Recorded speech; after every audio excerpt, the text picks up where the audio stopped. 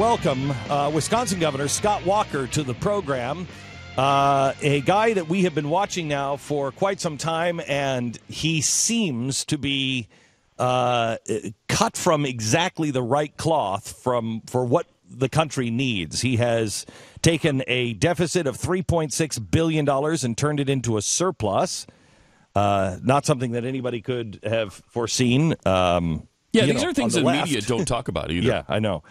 And also went after the unions in Wisconsin in the cradle of progressivism and won. Welcome to the program, Governor Walker.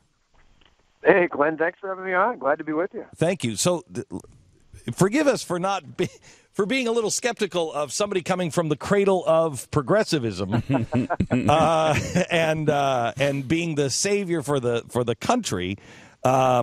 But being from Madison, Wisconsin, and being around this, does this make you more predisposed to it or easier for you to see it coming? Oh, deep under fire and battle tested. I think there's days when I have extra layers of battle armor on there.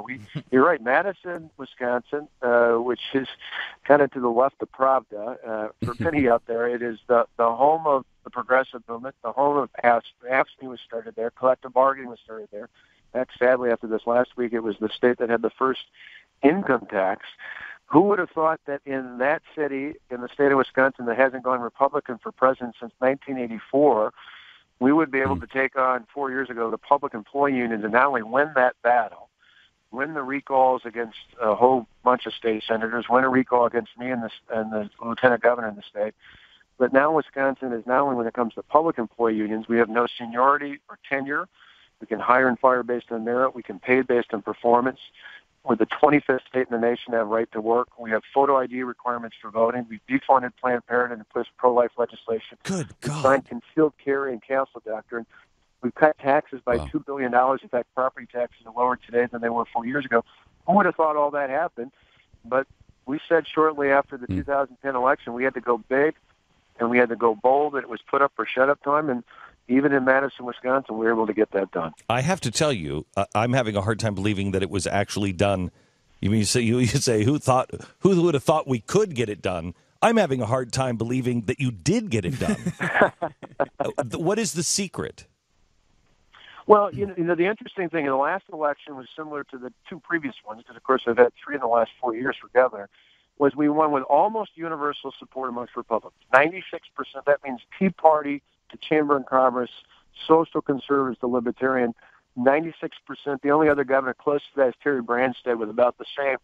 But yet, in my state, that's not enough. We had to win amongst independents by 11, almost 12-point margin. You know, the interesting thing is, to win the center, you don't have to move to the center on the issues.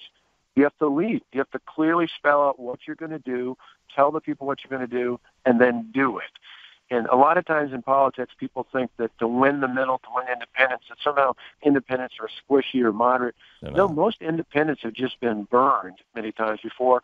They're not willing to commit to a party because they're frustrated with being told one thing and then people doing another thing. If you lead, you don't have to be with an independent on every single issue. You just got to look them in the eye and tell them exactly what you're going to do.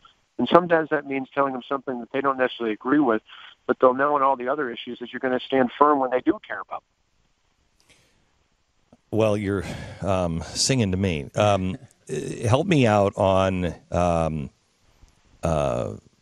I'm one of those independents. I hate the Republican Party, and mainly because I didn't leave the Republican Party. The Republican Party left me, and left millions of Americans. They do absolutely say one thing and do the exact opposite. I'm against John Boehner. I won't vote for John Boehner. I'm voting for John Boehner. I'm against high deficits. I won't vote for high deficits. I voted for high deficits.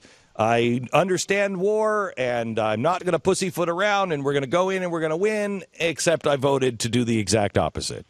And I'm just sick of it. How do you get people like me to believe that a guy like you, who can get the establishment, how do you get people like me to believe you're not one of those guys who's with the establishment and you're going to get to Washington and you're going to become the establishment?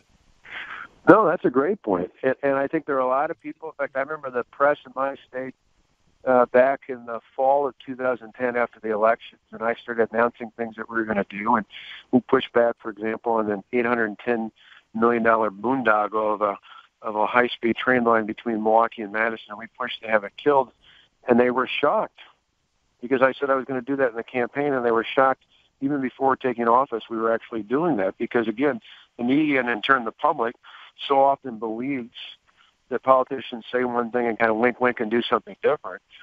In our state, I remember it was literally a week after the election in 2010, November 2nd, 2010, a week after that. We brought all the Republicans who'd just been elected together as well as those in the legislature who were already there. And I sat down with them in the Capitol, wide open caucus, and said, everything switched. We went from all Democrat to all Republican control in our state, both legislative branches, governor, lieutenant governor, new U.S. Senator Ron Johnson, did all these things. And I reminded them all that if we just nibble around the edges, kind of what you're alluding to, if we just a little bit less bad than the other side, the voters have every reason to throw us out of office 2 years later. They said it is put up or shut up time. It is time to go big and then go bold. And I don't think anybody looking at what we've done in Wisconsin over the last 4 years would say that we didn't heed that call. How we got to do in Washington. How do you do that with a system that is so entrenched, a system that has so much control and is so corrupt? I think you have to take it head on. It has to be literally part of the debate and the discussion in a campaign. I think the next president, we're going to have a Republican president. The next president has to clearly lay it out. One of the big mistakes I thought, Mitt Romney's a good man, would have been a much better president currently. One of the huge mistakes made in the last presidential election was they made the focus entirely about being against Barack Obama.